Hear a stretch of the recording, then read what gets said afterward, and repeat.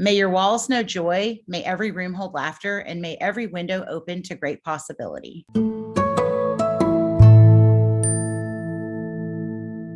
Thanks for joining me this week, guys. I'm excited to introduce you to our guest. Her name is Amanda Banks. She is CEO of DeBanks LLC and Sports to Suits. She is joining us. I'm super excited to share her journey and a little bit about what she does. Welcome, Amanda. Tell us a little bit about yourself. Hey, Monica, first and foremost, thank you so much for having me on as a guest. As you mentioned, I am the co-founder and CEO of DeBanks LLC, as well as Sports to Suits LLC. DeBanks is my business partner, and I just basically our opportunity to work with amazing people and partner with incredible companies. So it's almost like an umbrella company. Our main focus is Sports to Suits LLC.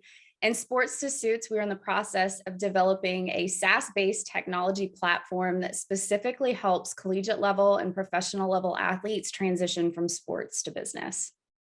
Yeah. So Amanda, that's awesome. I've worked in the real estate sector for the last, 20 plus years and have worked in student housing since 2001. And obviously we work a lot with young athletes. So tell us about Sports to Suits and what you're accomplishing there, because I think it's super critical and important with, as far as in my sector, seeing the young athletes come up and what they're allowed to do and not allowed to do. And, kind of your adventure of getting out of sports and into business, I think is really a cool story.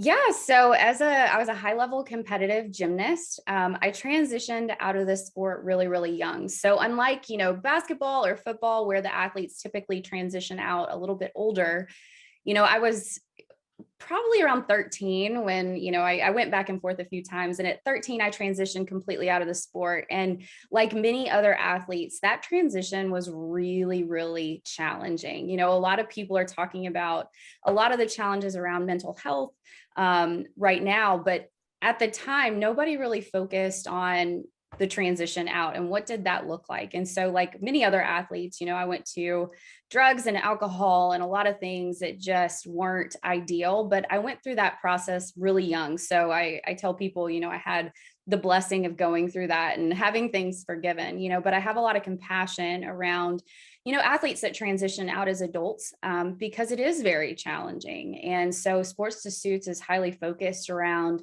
how can we create opportunities and create clear and defined pathways for athletes to transition once they leave the sport. I love that. That's so awesome. I also read that you wanted to, I was reading a podcast you had done in the past, and it was the Rip the Band-Aid Off one.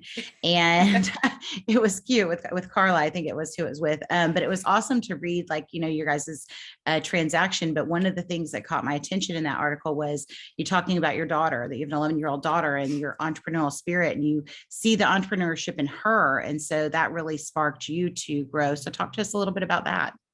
Yeah, so my daughter's school got destroyed by a tornado in March of 2020. And so, that really not only individually impacts, but also like mentally impacts you. And you start thinking through, what is next for us. And so when that happened, my daughter was home before, COVID was really a thing. And my husband and I just thought, we'll just power through the summer. At the time, I was leading strategic partnerships and all things sales for an analytics company. And, August rolled around and, obviously we were all going through, the COVID pandemic. And when she went back to school, the environment had dramatically changed. And so she just said, Mom, I can't do this. And on a whim, my husband and I pulled her out. Our best option was to homeschool her. And so my full-time job turned to part-time, which then turned into entrepreneurship because we wanted to provide her with the opportunity to learn and to use that experience for her to get exposed to what it's like as a young woman to launch a company. And so her educational curriculum was built around, things that may be a little bit outside of the norm, debt to income ratios and, how do you do a sales presentation and all of these things that kids typically don't get exposed to. And so we were really blessed to have that opportunity. And we used, just the learning and the teaching for her to get us and DeBanks launched. So it was a really exciting journey for us. That's awesome. And so I see young women. So my daughters and I started a nonprofit for women called theburningbra.org.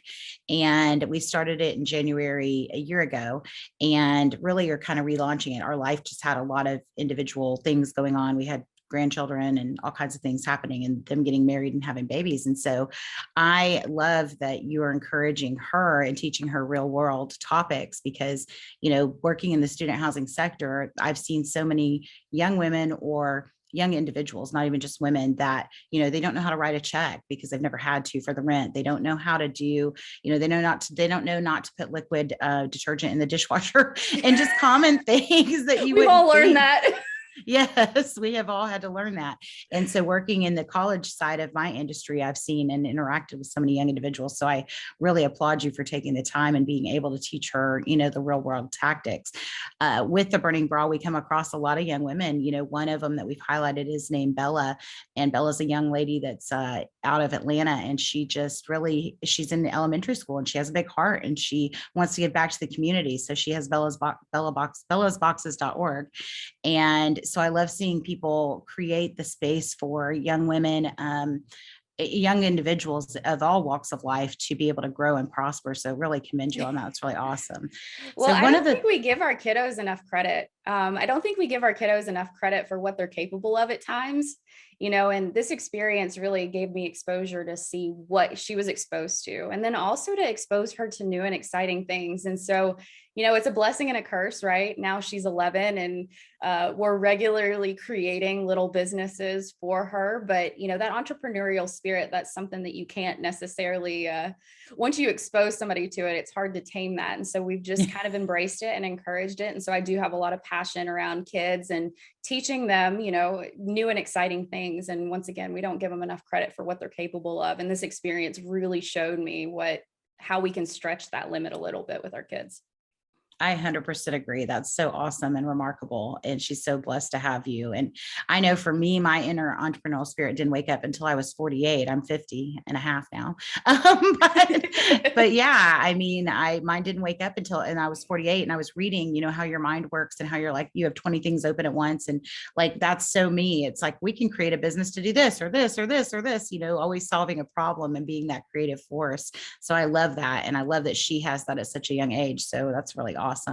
Talk to me a little bit about one of the topics you sent over was the importance of your network and surrounding yourself with incredible people that want to make an impact in your personal life and professional career. I know as an entrepreneur for myself, seeing like the folks that had been impactful or been a mentor in my life, having their support and having their, lean in and utilize, our network to be able to help each other grow and help support one another has been really awesome. But talk to me about your thoughts on that. Yeah, so I really saw this as a huge highlight when I made that transition from corporate to entrepreneurship. It's one thing to have this business network in corporate because you're really close to your network there. You typically have managers or directors or corporate executives that you're working with, but really diversifying your network into a very vast way. So I put a lot of emphasis in that even when I was in corporate. So when we made the transition over to entrepreneurship, although those people didn't turn into our clients, right, we had a lot of really incredible connections in a lot of different ways. And so people were really willing to step in to give us opportunities. It could be media opportunities, it could be partnerships, it could be a lot of different things. But the power of your network is so critical. And, regardless, like I talk to a lot of athletes about this, it's not just about your teammates, right? You've got to surround yourself with this entire ecosystem for people that are looking to impact you in different ways. And so for me, that's, expanding business networks and making sure that you're surrounding yourself, not with just incredible people, but people that are open to helping you expand and grow. I love that. That's so valid. I think one of the lessons I've learned is like your point was you have this connectivity in your corporate America world, and you could assume that you would step out branch and they would be your clients or your customers. And that's not always the case, and I think having support from those folks can come in a variety of ways. I talk a lot about advocacy and, it's sharing your content. It's helping get your name out there. It's more than just bringing you business or giving you support in a financial way or a contractual way. But having that support and have it be robust. I love that, that you teach that. Well, and when you're launching a company, we're conditioned to think about financial transactions. And, when you're launching a company, you need a lot of different resources. And sometimes there's better ways about going about this. For example, I have a photographer that I did a lot of LinkedIn work for, and she helped me on the photography side. So there was no money financial exchange, but there was time commitment and value exchange. And so we see that pretty substantially in our network, is people that are willing to help, and we're able to provide value in different ways to them as well. I love that. I do that with a lot of other women entrepreneurs that I come in contact with. It's like, how can I help them and how can they help me? And it's an exchange of value, like you said, and not necessarily monetarily. So I love that you embrace that mindset as well, because I share that with you. It's Well, you really have good. to, you've got to implement creativity. Jumping into entrepreneurship, we had to get real creative on ways to get things done. And that was using the power of social media and, things like what you and I are doing, getting to know each other through media opportunities and all sorts of things. And so, if we were we're just looking at it from a financial perspective, then we wouldn't get to where we are today, because we've had a lot of people along the way that may not have been able to just give us money, but could help us in other ways. 100%. That's the thing I value most in my entrepreneurship journey, are opportunities like this, like to step out of the box and to talk to people that aren't in my every day-to-day world, that we're going through the same kind of situations and scenarios and looking to grow our businesses in ways that are meaningful. And so I think these opportunities absolutely shed light on that. One of the quotes I loved that you had on, it may have been your website, but it was a lead with the 3 B's. So I'm going to quote it: lead with these 3 B's. Be genuine, be transparent in all interactions, and be clear on your mission and values. And I loved that. It really spoke to me. Talk to me about how you use that to, coach the athletes or the folks that you're working with. Yeah, we lead with the 3 B's. And, for me, transparency is key. That's a personal mission as well as a company mission.